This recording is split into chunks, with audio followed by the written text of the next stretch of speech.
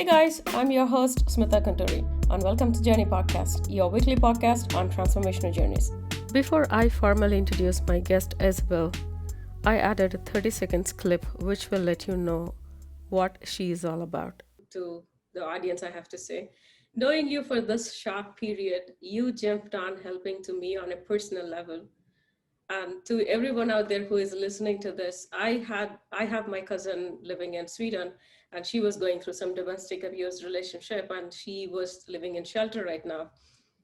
And I requested her help, Isabell's help, to help me or my cousin over there. And I was able to get an answer from her in less than 5 minutes. And I couldn't thank her more than what I'm doing today. But anytime, if I can do anything for you, I'll always be there. Thank you so much. Thank you so much. I just wish that I was in Sweden, seriously, to help your cousin in any way. Today I have my dear friend, Isabell Rodriguez. And I actually asked her to give a little introduction about herself to me so that I can talk about it. But more than what she gave to me, I wanted to talk about what she actually meant. She spoke about her story over and over again, and she actually managed to get a change in the laws that protect the children in domestic violence cases in Sweden. And also, like, she also mentioned herself somewhere, which I read, like, we are not alone and we just need to raise our voices louder. Her documentary says something on her life and on her lessons, won a Companion Peace Award. Now I wanted her to tell her story in her own words. Welcome to the show, Isabell. Thank you so much. Thank you. So I'm just going to introduce myself. I am Isabell Rodriguez, and I'm 28 years old.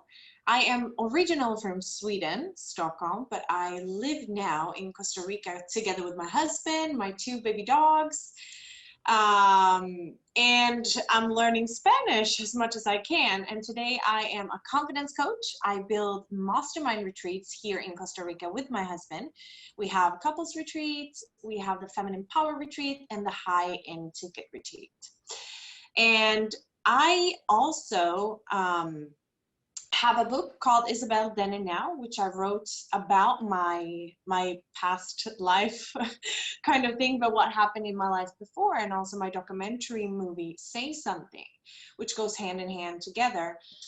And today I help women all around the world getting their confidence back, and also women who have been through any kind of traumas like abuse, sexual abuse, anything like that, because getting out of those situations can be very, very hard because we're also stuck in a certain pattern that is not very beneficial and not serving us very well. And it's hard getting out. So that is what I'm doing today. I really love helping and changing women's life, but it hasn't really been this good in my life always, because it started really bad for me. I mean, very dramatic, because when I was a young child, I was 1 year and 2 months, my father actually passed away in a car crash, and that was my first real trauma. It affected me in a way that I never had a father. I never had a male figure in my life, really, to turn to. And also the sadness it brought on to my mother and my brother as well, because I have a big brother who's 6 years older than me. We don't have the same father, but my father was still in his life, right? So that was my first trauma, growing up without a father figure. And that also led to my mother wanting to have love. I mean, I would say she was kind of lost in her own way. She was very young when she had her first child, and she just wanted to be loved, really. But she usually attracted the wrong men into her life. And one of those men, when I was 4 years old, he had a son who was 12 years old, and he actually sexually abused me as I was 4 to, I think, almost 6 years old. And my mom found this out because I was in a car with her, and I showed on an ice cream cone what I used to do with this young boy's penis, really. And that's how she found out I was sexually abused. And this was in the 90s. I guess my mom, nobody really knew how to deal with this problem and deal with such a young child being through what I've been through. So we really never addressed it or really dealt with it. So as I grew older, I was very the black sheep in the class or in the family. I had anger issues as a very young child, and I had extremely emotional roller coasters. Like I was very how do you say not outrageous, showing my emotions very, very well. And it was up and down all the time. And instead of really addressing this in school, I got punished for it. Which, you know, kind of makes sense. Oh, that annoying child. But what was really going on was I was living throughout my traumas and like living through the consequences of my trauma as a young child, right? So I really never felt like I fitted in. I always felt like an outsider, and I always felt like everything was my fault. I always got the blame for it.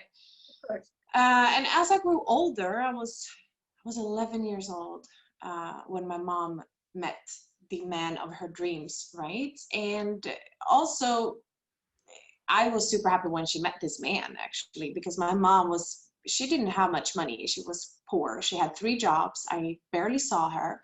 I had to take care of myself from the age of, I think it was 6, you know, doing my own food, taking care of the home, helping cleaning. I mean, basic stuff. But as a child, I needed my mom. I really wanted my mom. So I became more like I needed attention, you know, doing the wrong things to get attention. But anyway, so for me, when she met this man of her dreams, I felt that, oh, now maybe economy will get better. My mom doesn't have to be so stressed out. Maybe I can see my mom more, you know, like that.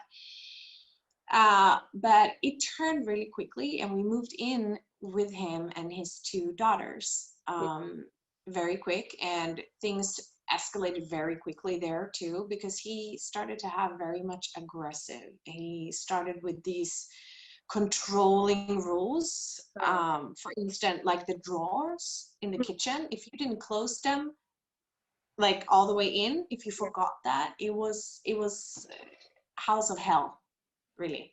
Or if you put the mayonnaise in the wrong shelf in the refrigerator, for instance, or if you came 5 minutes late, you didn't get dinner. You couldn't eat whenever you want. You had to ask. You couldn't just go as you wanted. You couldn't call whoever you wanted on the phone because he controlled that. Who's been calling today? Do you think was this the same thing with his own daughters as well, or is this just with you? No, this was because his daughter lived with her mom each and other week, right? So every time that when they came, he also drank, but he drank less alcohol when they were there. And as soon as they came into the door, he switched completely. His temper, his attitude, his voice. So he was always like 2-sided, always. And it was always my fault. If it was something falling in a room, it was like, Isabell, what are you doing? And it could have been his daughter. And he's like, oh, okay, I'm sorry. You know, so it was always blame, and it was always the smallest things, like if I had the TV on, it was too loud. It didn't matter. He found something to complain about all the time when it came to me. He really, really put me in like a pointy situation, so he could then later punish my mom for it, right? Oh, so he did not start with you. He did it once. He hit my head into the wall. It was one incident where he was actually asleep, and I came home late from a friend's house, and I was hungry, so I ate food. And he woke up and he saw that I was eating food, and I wasn't allowed to eat food, especially when he was asleep and he didn't know. So he took the food, throw it out, and scream at my mom, who was in the shower, how I was a lazy motherfucker that needed to be punished. It was crazy. So anyway, that incident, he actually punched my face in the wall, holding my shirt, grabbing me up on the wall because I was eating, basically. Okay. But he was on top of me all the time, screaming, chasing me on the door because you couldn't shower more than 10 minutes either. So you had a limit on that too. So he will be banging on the door, almost like the door was going to fall in if you showered more than 10 minutes. So it was, and whatever I did, it was wrong. It's wrong. This was going on for, I think, three years until I actually lied to my mom, because I started to feel so much hate toward this person. Like my anger towards him was so bad that at the end of this point, I couldn't even talk to him. I couldn't look him in the eyes because I had so much frustration. Yeah. And it was fights each and every day. Like he will fight and scream at my mom, throwing things, punching the wall, chasing my mom, throwing, I don't even know, but it was a crazy time in that house. And whenever he's getting angry with you, will that pass down to your mom as well? Once he starts screaming with you and it is over with you, let's just say he screamed at you, he wanted to say whatever he wanted to say to you, and it is done. But will he go back with that same thing to your mother as well and start with her as well at the time? Yes, exactly. He will have that as an excuse to have a fight with her. So whatever I did, we were not allowed to eat in the living room, for instance. So one morning I actually did, and he was not home. He was at work, and I was about to go to school. So I forgot to put my plate out. And that was an object he abused my mom with in her stomach.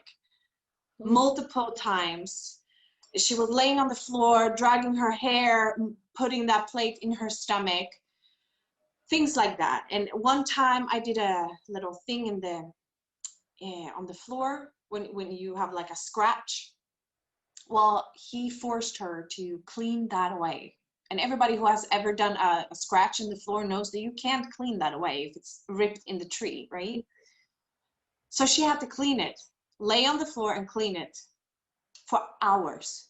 So, I mean, things like that escalated to a point where we couldn't even stand it. We flew from the home 2 times, but each time we actually went back because he convinced my mom that he was going to change, not drink as much, blah, blah, blah, blah. But the 3rd time I actually said to my mom that I had opened up in school to a, I don't know how to say it in English. It's not a psychologist, but it's like it's a school counselor. Okay. Which I talked to, but I never said anything. But I said to my mom that I had said something about how he was behaving and how it affected me. And I said that they will take me away if you don't move. Oh. So so that started the whole process of searching for a new apartment. And in Sweden, I don't know how it is in your country, but in Sweden, you have to be in line and have certain points, and then you get an apartment if you don't buy it, of course. But we needed to rent. Yeah. But my mom had kind of good points because she had lived with him for so long, right? So we actually got an apartment, I think after like 6 or 7 months. And back in that day, everything wasn't online. So you got a letter in the mail, right? And I had to go every Tuesday and Thursday was the days when they could come in the mail. And those days I'd have to have a note to school that said that I needed to go earlier because my mom worked, so I had to go earlier to pick up that letter before he came home so he wouldn't know, right? So that's how sneaky we were behind his back, trying to like survive and get out of there. And then we finally got the letter that said that we had got an apartment. It was only 5 minutes away from where we already lived, but at least we're going to get our own apartment. So when she tells him... For the 5 months, where were you living? We were living with him. Okay. Yeah, we were still living with him. Yeah. So that's why I had to go from school earlier, so he wouldn't notice the letter. Oh, okay. Yeah, so when we got the apartment, she had to tell him, right? We're going to move. I want to separate.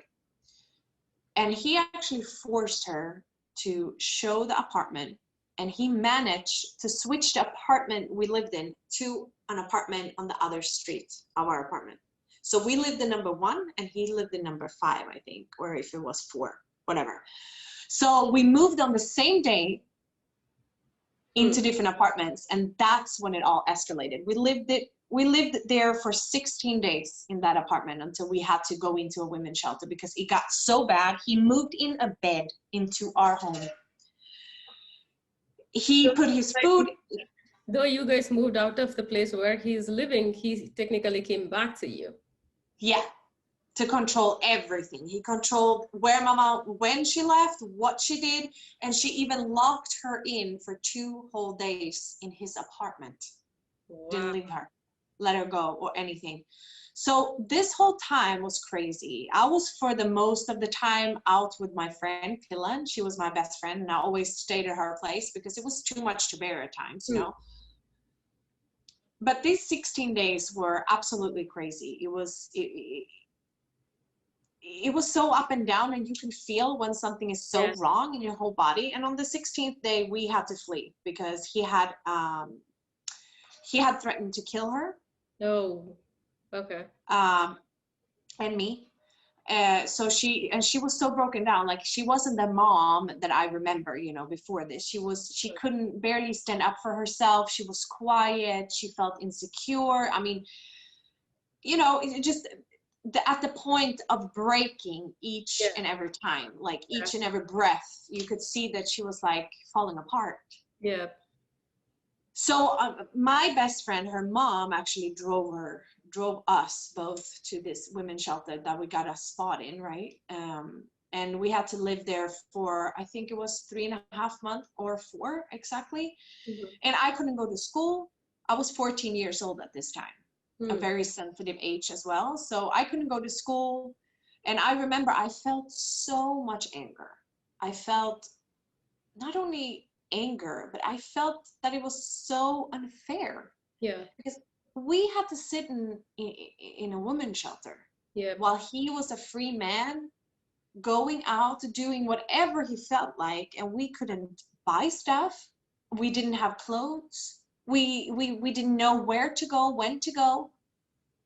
You know, we had no idea about anything. And I was thinking, what am I doing with my school? Do I have to go another year while he's out there being free? It's so unfair. So this whole time, we were supposed to go in therapy too. I mean, my mom did. I couldn't because I was so closed out and in so much hate and in so much anger. And also at this time, I really had to take care of my mom. I mean, my mom, she couldn't even leave the women's shelter at all. At that time, you mentioned you were talking to your school counselor. Did you get any chance actually to talk to him or her about any of these things that were happening to you? No, I think I mentioned that I was mad at him, but I was terrified to say anything. Because if I said anything and he would find out, I thought seriously that he would either kill me or my mom. So I was terrified to say anything. And also, I do believe that it was normal. It becomes a normal thing, basically. It's like, okay, maybe it's supposed to be like this. Maybe I'm doing everything wrong. I thought I did everything wrong and it was my fault. So it is like a self-blaming thing instead of even understanding what's correct and what's wrong. Exactly. So yeah, so at this point when we were living in the women's shelter, it was, you know, trying to get to therapy. We did a police it became a police case and it went up to trial as well. But at this time, I do remember living in the women's shelter, and the social worker that were supposed to help us, right? Because you need help, because first of all, you have an apartment you have to pay for. Who's going to pay for it? You can't go to your work. You can't go to the school. School is going to wonder, why is the child not in school? You know, so they have to help us with a lot of things. But the only thing I remember that they talked about was how much we cost. In their eyes, we were just a number. And that, I remember, made me so frustrated. Like, why is that when I've been through a crime, like somebody's doing a crime towards me, abusing my mother, putting us down for so long, and now you want to tell me I cost too much for the society when my mom has worked her whole life? For what? You know what I mean? So And true. especially in Yeah. Sweden because we're socialists, right? Yeah. So I mean, so that was one thing that I really had to take care of while we was living there, because they wanted to move us around. And Okay. just imagine, I mean, you have been abused, you're hiding from your abuser, you have a child to take care of, you have no idea where you're going, and they just moving you around because you cost too much, and the women's shelter you are at the moment costs too much, right? Mm. And then you have to be thrown around in different cars, and it's just, isn't it bad as it is? So I remember talking to this social worker, and I said, you know what? My mom is not even my mom anymore. I can't even talk to her. She's paranoid. She thinks that he's around every corner here. I cannot even sleep at night. Like, and you want to talk about numbers and moving us around? Like, this is horrible. It's Mm. horrible as it is. I'm going to run away if you don't do anything about this. And I don't think that's going to look good Oh. in the magazine. Mm. So I had to do something to make a stand because my mom couldn't.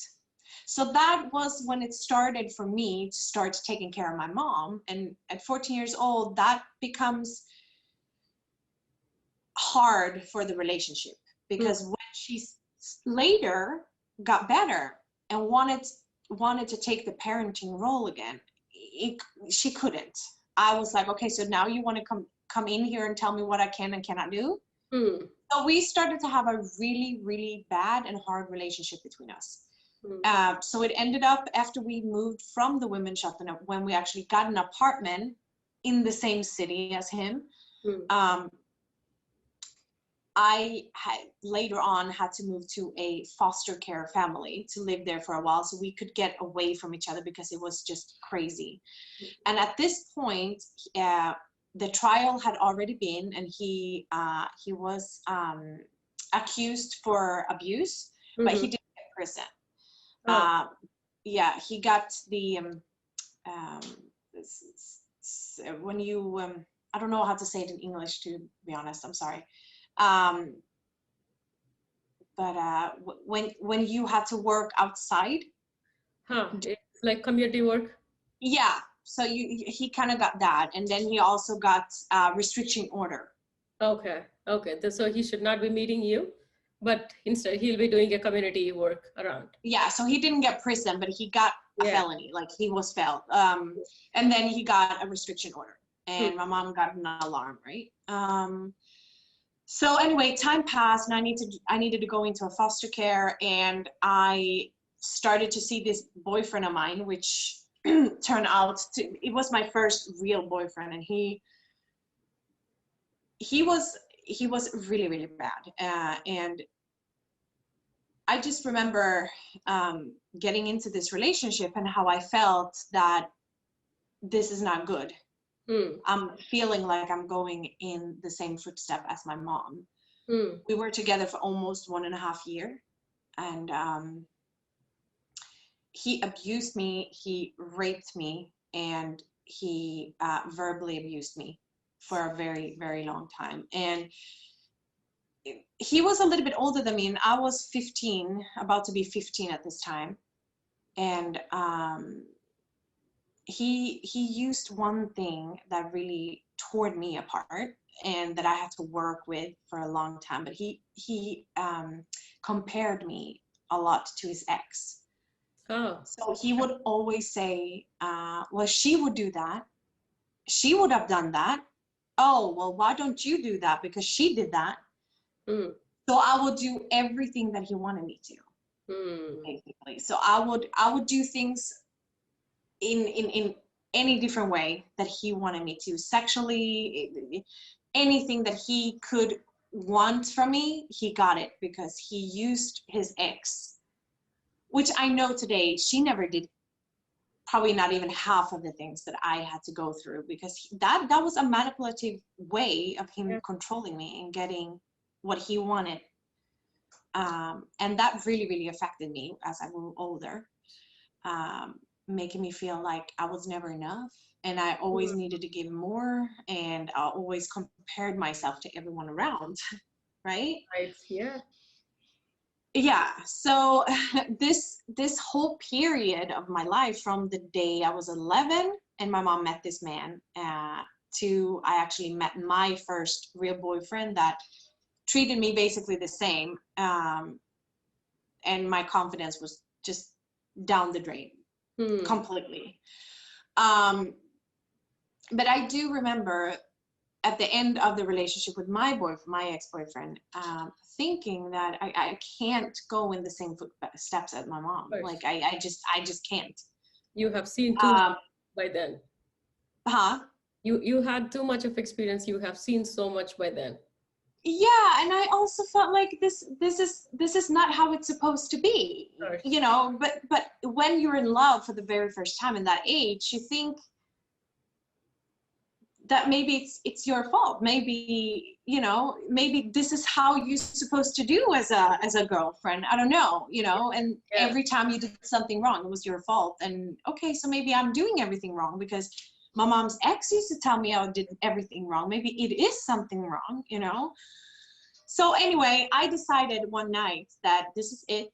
This is going to be enough. And I left him, but he was after me for a long time. Like, he wouldn't let me go. And he would text me, crazy text messages like, I am in a car with my guy friends. We're going to come kidnap you and hide you in my cellar. And I'm going to use you as a sex slave. Crazy stuff. And also one time he said, watch out when you go on the street for acid. And I took it as he's going to throw acid in my face, right? Yeah. And that was one of the things that followed me for a long time, that I thought, of course, you will be looking happen anything. Yeah, you will be looking over your shoulders all the time that you step out. All the time. No, so leaving him was probably the best thing, but it was so much anxiety afterwards and horrible. But then after a while, he actually found a new girlfriend. And to be honest, I thought to myself, thank God. Now he will leave me alone. And he actually did. But also this whole time I started to drink alcohol. I started to do drugs. I was into cocaine, amphetamine. I even smoked weed. Because I had so much feelings inside.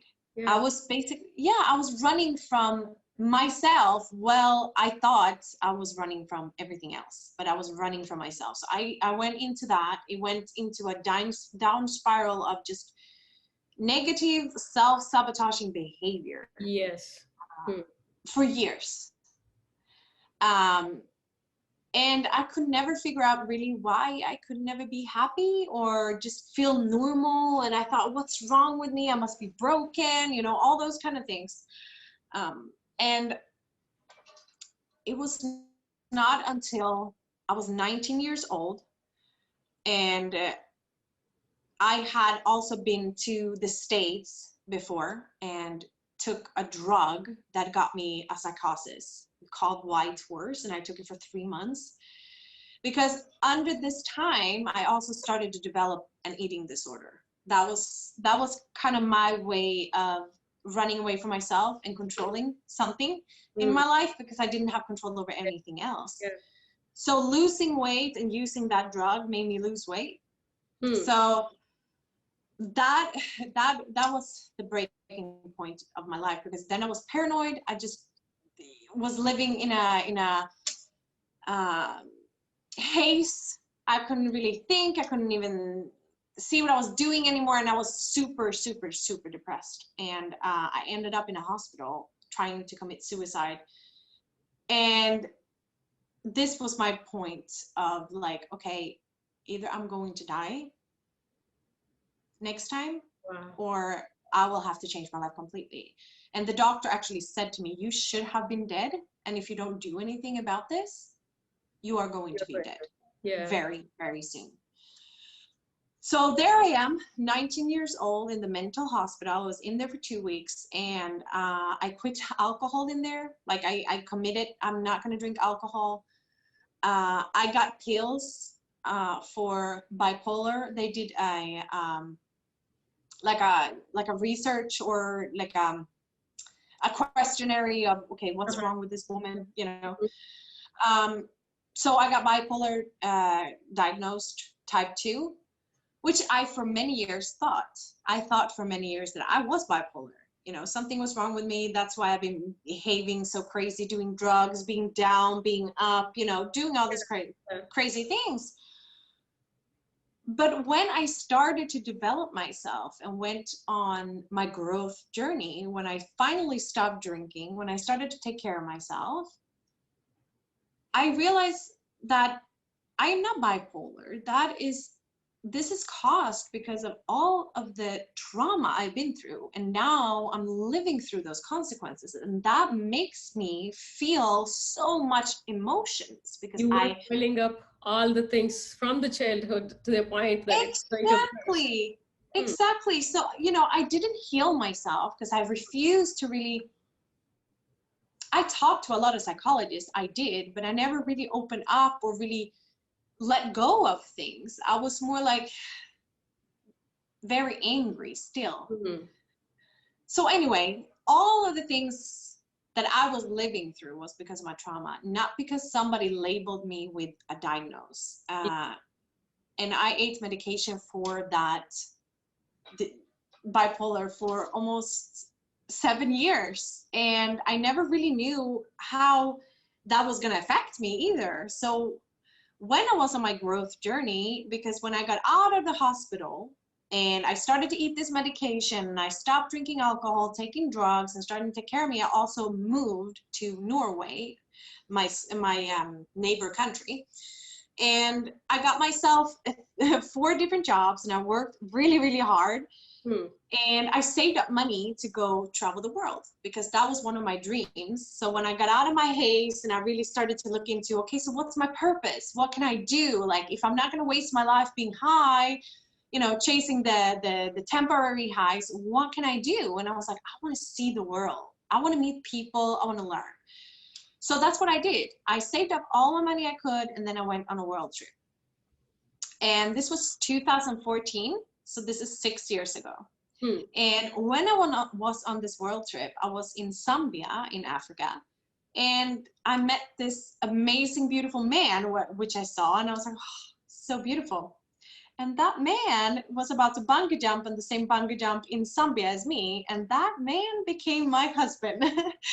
So that is how I met my husband, actually. And it's been a journey. So from there to today, I have really worked super hard and, taking courses, educate myself, try different things. How can I overcome this? How can I learn about this?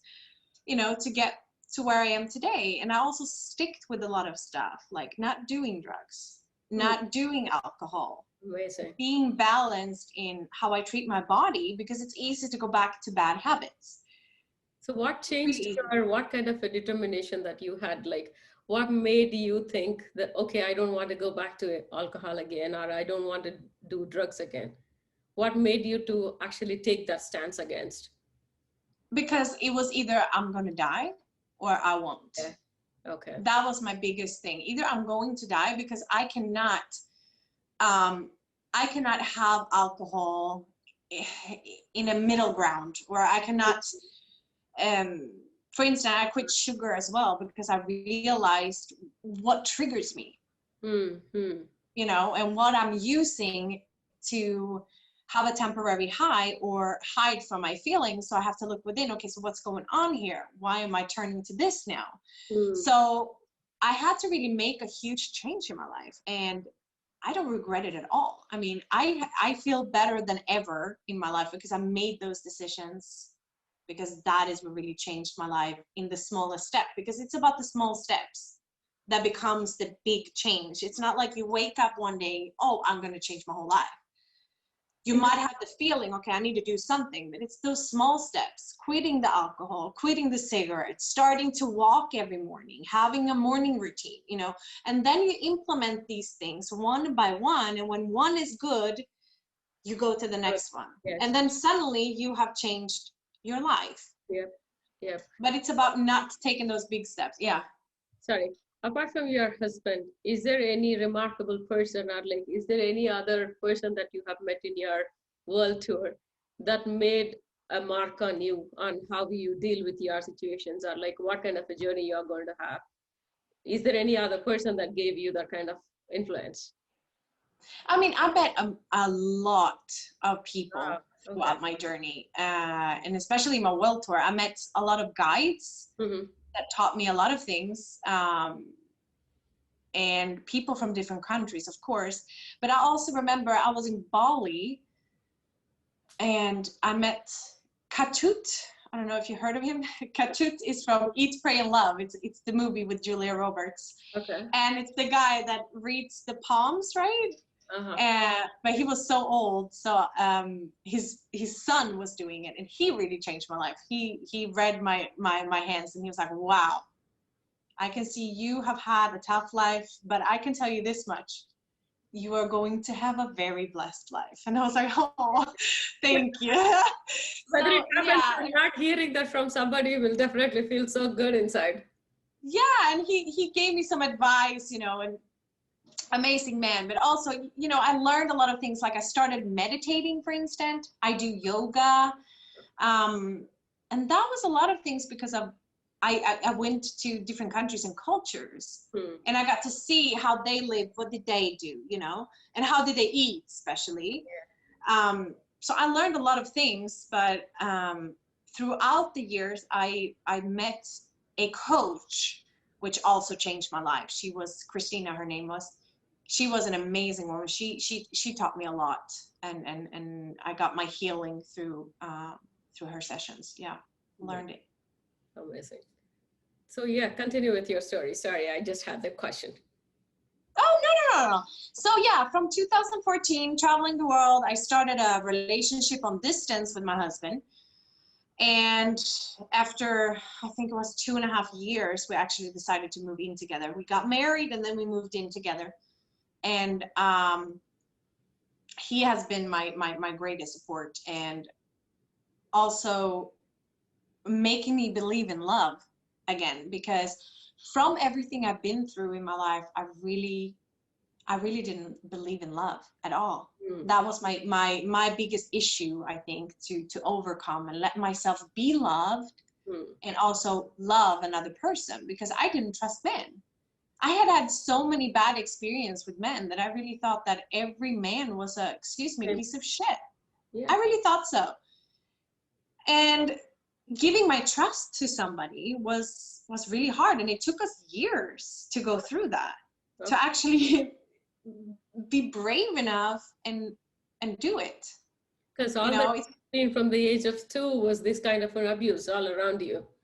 There was nothing so exactly, positive or love that you have seen, so you will fall into the same pattern. exactly, Hmm. exactly. So for me, that was a huge challenge, and also I had a lot of fear.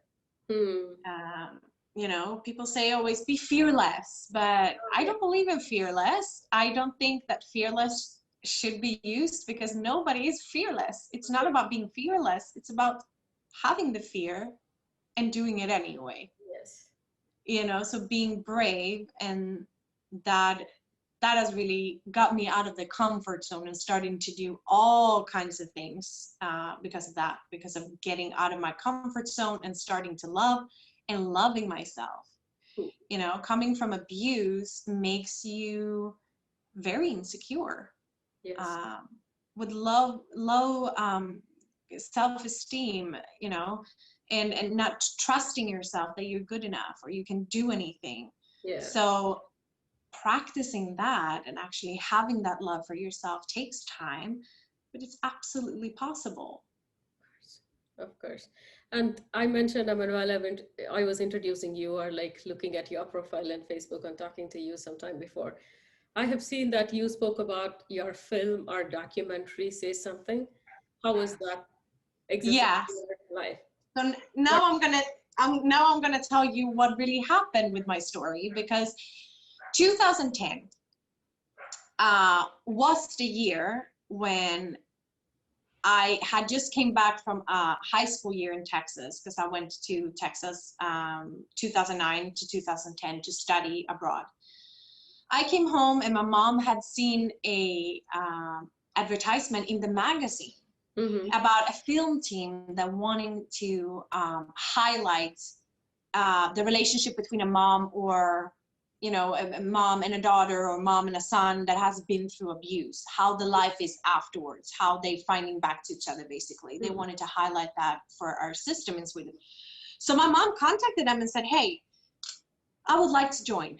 I want to tell my story. And I think that she also felt like she wanted some kind of, not revenge, but she wanted the story to be told and not being for nothing, So we started the process, and they were filming us for 5 years. 5 years. They were not constantly with us, but they were with us for a long time, back and forth, recording us, filming us when we went through our things, especially my things, my eating disorders, my self-sabotaging, and, me growing together and solving a lot of issues with my mom.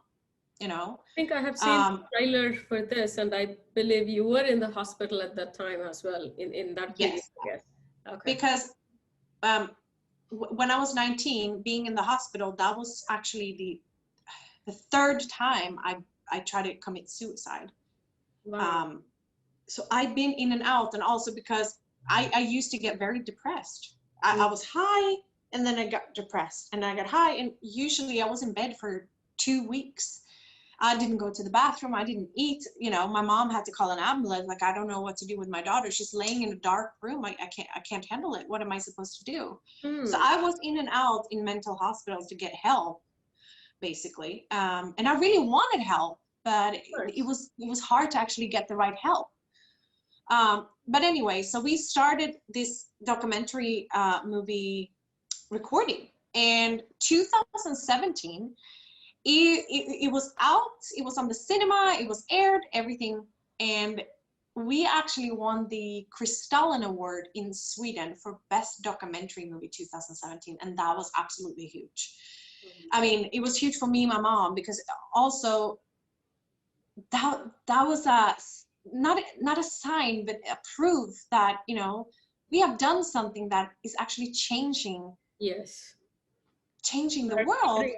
Yes. Yeah. Yes. And the thing is, after Say Something, that is when I also really started to find my purpose and my passion for helping people. Because when I open up about my story and what I've been through, people contacted me almost daily saying, I saw your documentary. I can't believe it. I feel so related. Like, I can relate to this. Thank you for opening up. Thank you for sharing.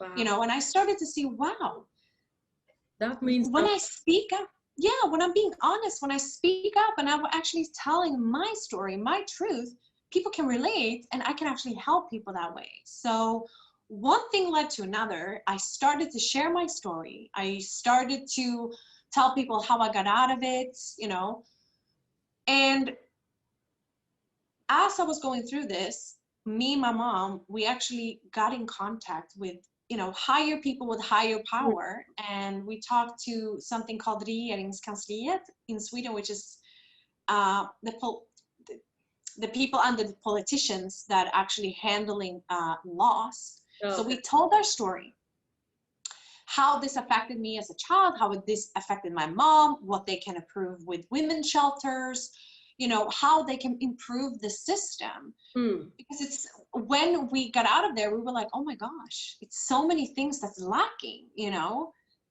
so many people after us are going to experience this. So we shared our step of it from the childhood till that point, so you can lay it out better for them. Yeah, exactly. Like, how can you improve this, and how can you make it better for the people today? So we shared our story, and now there actually going to be a vote now in the higher politician about a possible law change. Amazing. For domestic cases for children in Sweden. That is amazing. So that is absolutely amazing. Yeah. It's story. Everybody has a story, right? We all have been through things, good or bad. Yep. And by sharing that, we can actually make a change in the world. True. And sometimes, I talk to my clients and that has been through things, and they're like, I want to share, but you know what? It's so many stories out there. Why would anybody listen to me? And I'm always like, you know what? Okay. Everybody has a unique story. Nobody has your path. Nobody has your strength. Nobody has your cure to a certain problem. If Yep. you know something that nobody else might know or somebody needs to know, I think it's your obligation to share that Yeah. in order to actually change somebody's life and help them. Yep. So that's how I felt. So after Say Something, the documentary, I started to feel like I want to share. I need to do more. I want to give, because if I have survived all of this shit, to be honest, I know other people are sitting in that shit right now, and I really want to drag them out of there and, be like, hey, it's a way out. Trust me. So true. So true. And when you mentioned, like in the very beginning, that your mother was looking for some kind of a love in her life, but she was attracting the wrong crowd. Why do you actually, I mean, right now, you being a coach, why do you think people will have that kind of an experience in their life? You attract people of the way you think about yourself, basically, uh, of your standards, your inner beliefs, your values. Hmm. And usually these types of men are looking for people that are a little bit insecure. Hmm. Not not all the time, Yeah. uh, but that is what they see and that is what they look for. So they can start manipulate them, right? Hmm. Hmm. But I do believe that if you um, are insecure and you have low self-esteem, or Yeah. you have been through some kind of things, maybe you don't think you're worthy, or you're actually going for those types of men of the Prince Charming, because in the beginning they are Prince Charming. Yeah. They will get you around their finger like this. Yeah. So we usually don't see the red flags very quickly because we're so blinded by all the charisma and all the gifts and how they put us on a pedestal. And because we might not have had that previous in our lives, somebody putting us on a pedestal, Yeah. then when somebody does that, we'd be like, oh my gosh, they're doing everything. Then after 6 months, they start to switch Yeah. little by little, and they're not the Prince Charming anymore. But then it's almost a little bit too late to get out because we're hoping for them to get back to that Prince Charming again. True. True. But unfortunately, that By doesn't the time happen. you actually realize, it will be the time for you to leave them and walk out of that relationship. And you might have gone through Yeah, so much by then. exactly. And the fear of being alone, and they put you down, like nobody's gonna love you. And you believe that after a while, True. True. that you cannot survive without them. Let me ask you another question. Like, I mean, I'm asking these questions to you since you are working as a coach right now to help other people. So I believe that you are capable of answering these things. Right now, when you mentioned that you are, let's just say there is a person coming to you experiencing this kind of an abuse in their life. Where do you start, Mm. and what kind of an area that you would start to work on them? Like for me, if I'm having a child abuse like your case, and I'm having like a hard time to Mm. even realize that I have gone through something, but I'm already showing you that anger, or like I'm depressed coming to you, where do you Yeah. actually start working with me? What do you start talking, or like where do you start it? Well, I always start with where you want to go, because it's hard to start with anything if you don't know where you want to go. Perfect.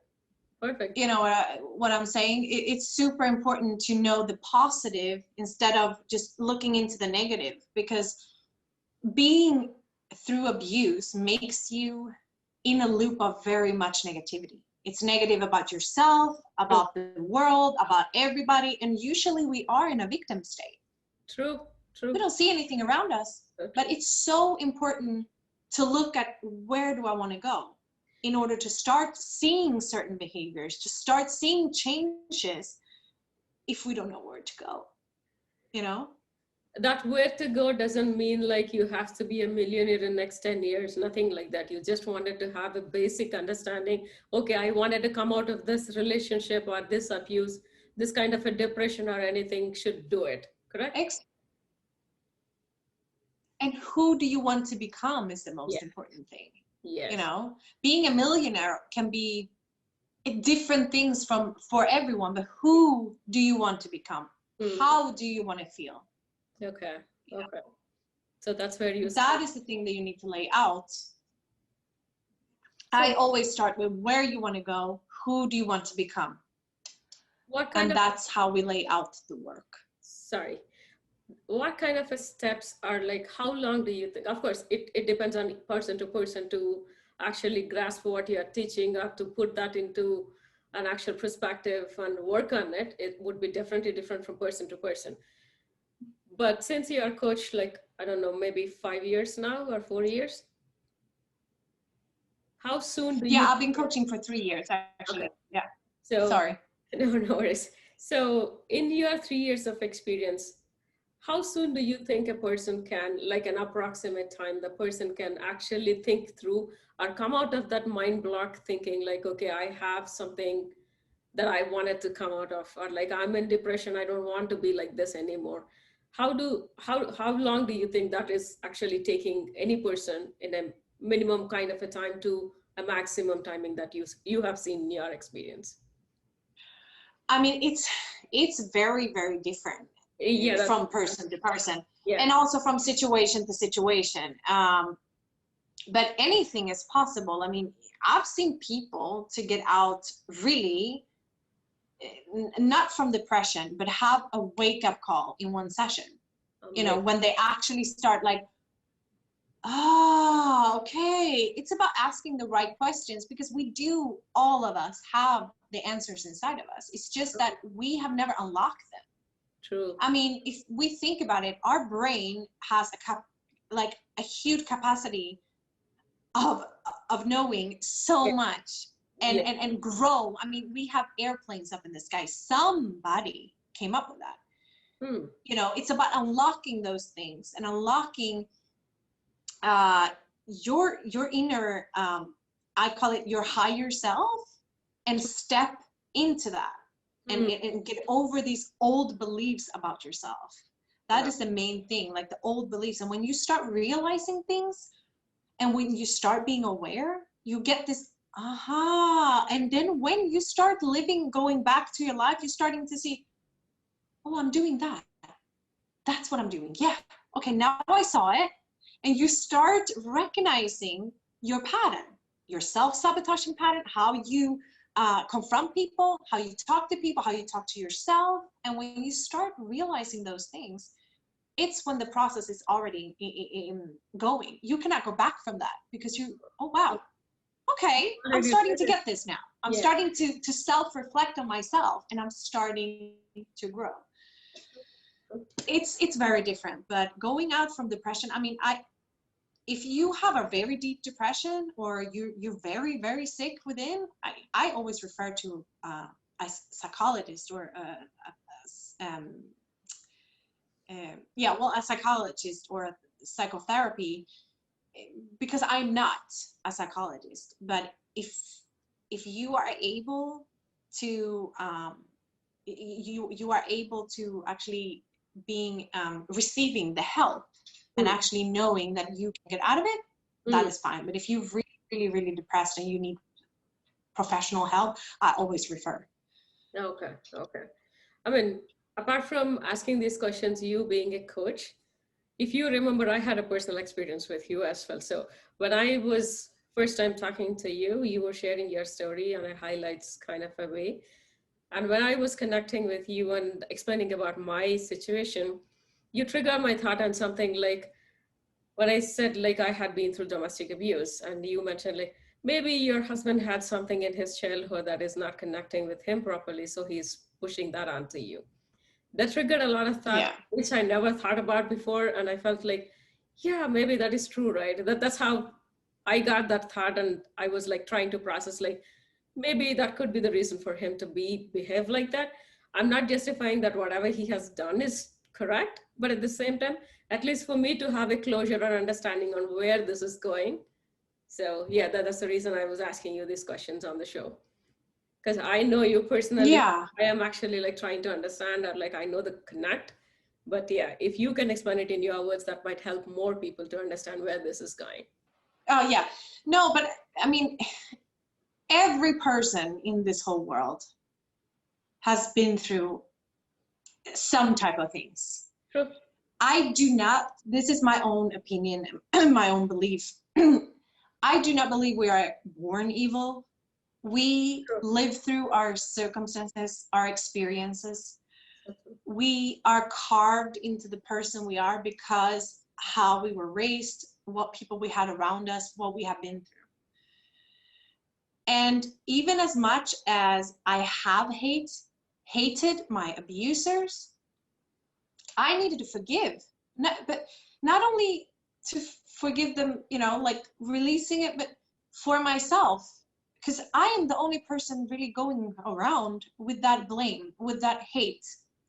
And all the fingers are pointing at me when I am throwing out all my emotions. That is only going to stop me from progressing in life. So it's And interesting that you if we mentioned, all have been, sorry, it is interesting that you have mentioned like forgiving your abusers. So I still have a hard time to understand forgiving means. Let's just say when you're like walking on the street, if somebody hit you by mistake, if they say sorry, you'll just say like, yeah, that's fine. I'm okay with it. And you just walk away because that was not intentional or that was not meant to be done at all. But these abusers are these people that are actually doing it. For example, whatever you have gone through, the person was in their conscious for whatever the traumas that they might have gone through, but still they themselves are a human and they are in full conscious, but they still did that to you, and you were being put through such a horrible trauma for so many years. Being an innocent child, you did not have a proper childhood at all. They just stole your complete childhood. Yes, I understand when you said like, I don't want to hold that anger inside me. I want to let it go because that is hurting me only, which is true. But forgiving them, just like as I just gave an example, is not that easy. Or like, I don't know how to even process that kind of a thing, saying like, okay, that if you are thinking about some bad things to happen to them, yes, you are not really thinking about it, but what is that forgiveness meaning? okay. So forgiveness can look different from for everyone, Yeah, really. But my definition of forgiveness is not, I am not forgetting what you have done towards me, exactly. Exactly. but um I don't want I'm to letting carry go. it. Yeah, Yeah. But I am letting go on any attachment that I have against you for what you have put me through, because I cannot control that anymore. Like I cannot control what you have um pushed on me because of your own experience. I can never control that. I will probably never know why. It doesn't make a difference why. I don't know. exactly. But I cannot hold those emotions towards you because it's reflecting in on me and my future and what I'm doing today to progress. Amazing. That's what actually, that's the thought I had. But when I hear different perspectives, as you just mentioned, like everybody has a different view of looking at things. Hearing different perspectives sometimes get me wonder like, can you really forget or like say, oh, okay, that's okay, I'm fine right now? No, it's not.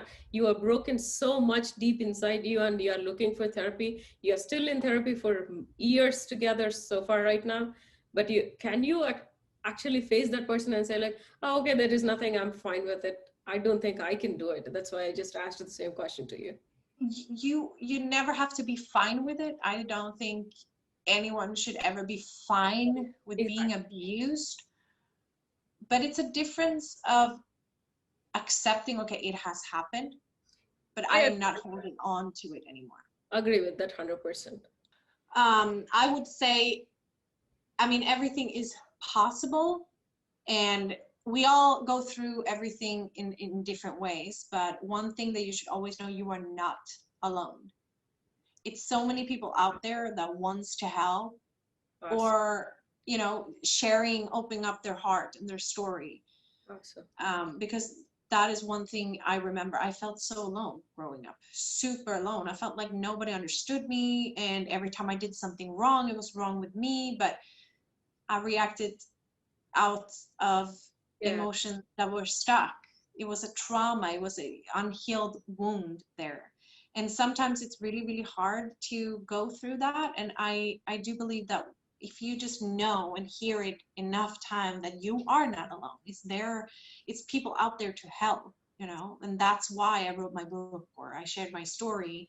And today, 10 years later from when I was, abused, it's much more, especially social media, it's helped to get there. And you are really not alone. I really want you to take that with you.